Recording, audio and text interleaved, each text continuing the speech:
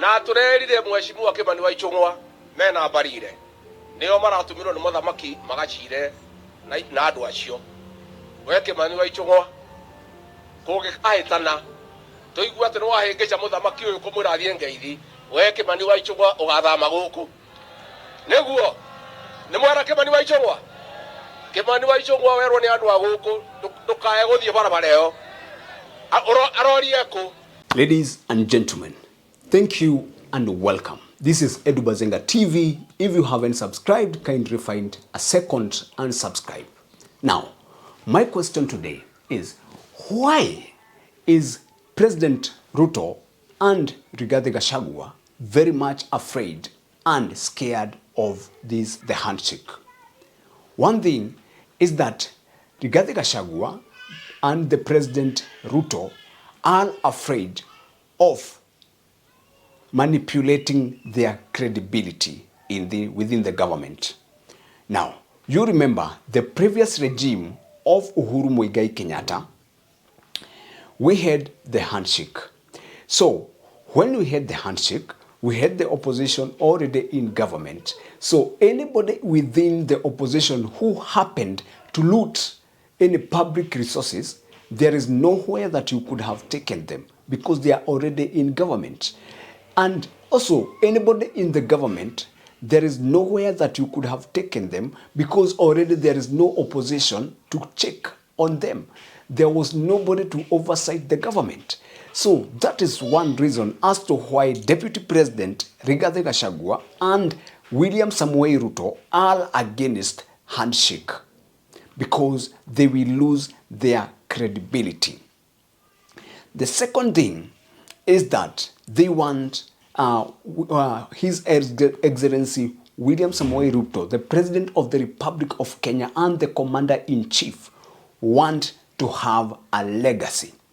And his legacy has specifically and very categorically been to fight corruption.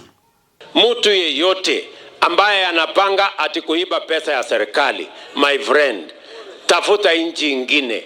Mimi nimewaambia hao wakora wote, wezi wote, matapeli, nimesema hawa watu mambo yao ni tatu. Si ndio?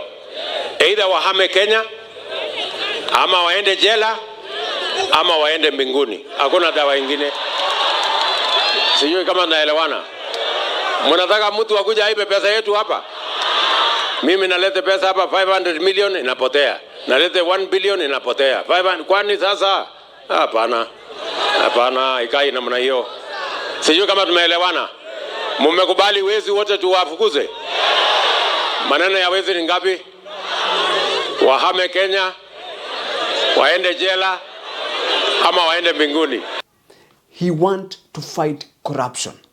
Now, corruption, and that is why he has been very intentional, very categorically, and very, very, very deliberately said that he is not going to allow opposition to come into government because their role is to oversight the government according to the Constitution of Kenya.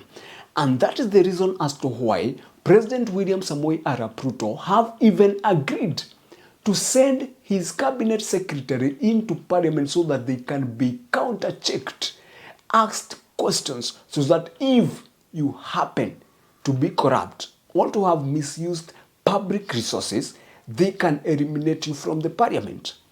So we see that President William Ruto is working day and night to make sure that he eliminates corruption within his government, and that is going to give him credibility within his government. Remember, in the year 2027, he is also looking up on being re-elected as the President of the Republic of Kenya. Remember, he has taken this position as the President of the Republic of Kenya when Kenya was ailing and it was in a deteriorating state. We were in a very, very critical condition because the high cost of living was there. And President William Ruto, in his legacy, he has also decided to bring the economy, to revive the economy in a very great way. And that is the reason as to why today He is supplying fertilizers, subsidizing production in every part of the country, going to every corner of this country, subsidizing these things, bringing back developments that had stopped during the previous regime and reviving them back to normalcy. And that is one thing that is making President William Ruto fear Handshake, because he knows one thing: once Right Honorable Raila Amolo Odinga comes into government, nobody will put the government into check. Because if an opposition person comes and steals public resources and they are already within the government, there is nobody that is going to ask them question. If the person in government also steals public resources in government, there will be no opposition to oversight them.